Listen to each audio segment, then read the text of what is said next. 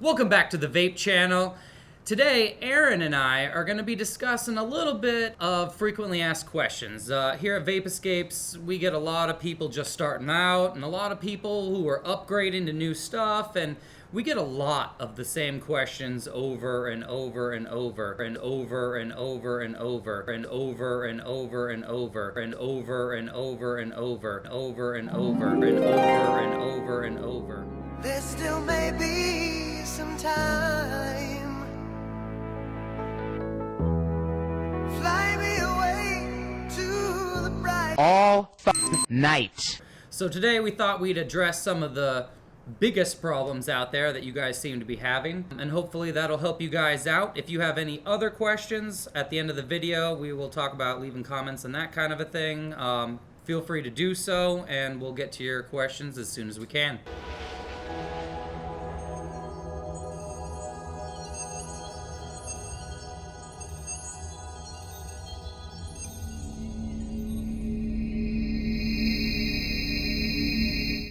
So to start off, one of the biggest things is when you press in your fire button, Aaron, sometimes it'll say no atomizer or atomizer short or something along those lines. Now, what is the deal with that? So the deal with that is when it usually says check atomizer or atomizer short, that usually means there's either a connection error in the device itself where the tank meets the battery, or there's a short in the coil itself, which means a small area of which the power is not being able to be produced in the coil itself. So in order to fix this, you A, either need to change the coil if it's a short, or B, if the coil still works, then what you need to do is just screw it in a little bit tighter. Maybe it's just not making a good enough connection. Maybe check that bottom pin on your tank, loosen it up a little bit, bring it so it makes a better connection with your battery. Or even check your battery's pin. It could be a little bit too low. The pin he's talking about is under on the actual device itself, that part right there. Now, on some mods, especially the newer ones, these are actually not adjustable. However, especially on some of the older devices like EgoC twists, those kinds of things, they're just sitting on a little rubber bed and they can easily move up and down a little bit, and that usually will solve your issue. The second most asked question we have is, why do I get a burnt flavor, like a burnt hit on my juice? With burnt flavors, what that usually is somewhere in the coil there is a small short or hot spot. Now, what that's known as one part of the coil heats up more than any other part of the coil. Now, what that'll do is it'll burn out a little section in your coil, and you might not notice it at first, but you might notice that you get a really bad, just burnt hit. You taste some of the flavor, and it's just god-awful. I need your love! And then the next hit's okay, but it still has some burnt residual hit. All you have to do to fix that is change the atomizer, and you should have a good tasting juicy hit. Why am I getting dry hits?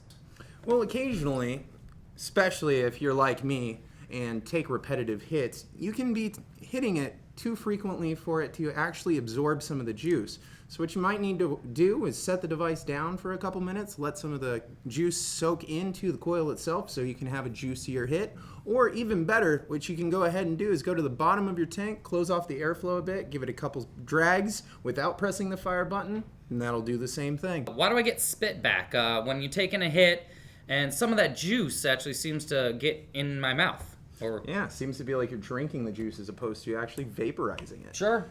Now, what that is usually is there's a little bit of too much juice on the inside of the coil. Now, that can happen when you prime it. You might put a little bit too much in the center, or it can happen if you actually did a suck prime and sucked in a little bit too much juice. Either way it happens, the easiest way to get rid of that is to press the fire button. What the fuck? Blow directly through your tank or atomizer to get some of that excess juice out of the way.